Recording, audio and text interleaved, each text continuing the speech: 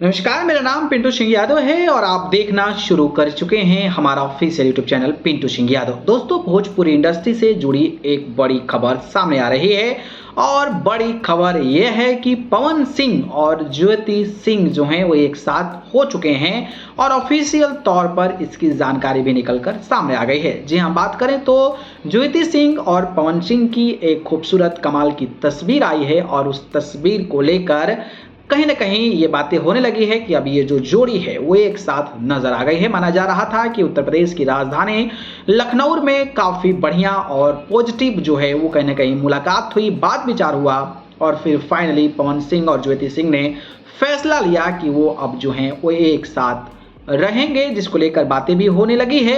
तो कुछ लोग जो हैं तमाम तरीके की बातें कहने लगे। कुछ लोगों का यह भी कहना है कि पवन सिंह चुनाव में खड़े हो रहे हैं, तो पवन सिंह चुनाव में जब खड़े हों, टिकट मिले तो उनकी पत्नी को लेकर जो विरोधी दल हैं वो कुछ भी ना बोले, इसलिए इस तरीके का समझौता किया गया है। तो कुछ लोगों का यह भी कहना गया है, कहा जा रहा है कि ये जो लड़ाई थी वो आपस की लड़ाई नहीं थी, किसी तीसरे की वजह से इन दोनों लोगों में फूट पड़ी थी और वो सारी चीजें जब समझ में आई तो ये लोग जो हैं एक दूसरे के साथ नजर आ गए हैं। लेकिन एक बड़ा सवाल ये भी है कि आखिरकार कौन जो है ये दोनों जोड़ी को मिलवाया है।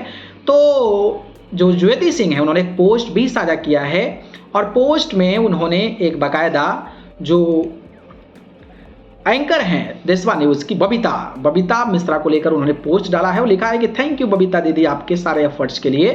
तो क्या वो देशवा न्यूज वाली बबीता हैं जो इन दोनों जोड़ी को एक साथ लेकर आई हैं? आगे आने वाले समय पता चलेगा, लेकिन ये बड़ी अच्छी खबर है कि भाई दोनों जोड़ी जो है वो एक साथ आ रही है। बाकी आप लोग इस जोड़ी को लेकर क्या कहोगे, कमेंट बॉक्स में बता दीजिए। धन्यवाद।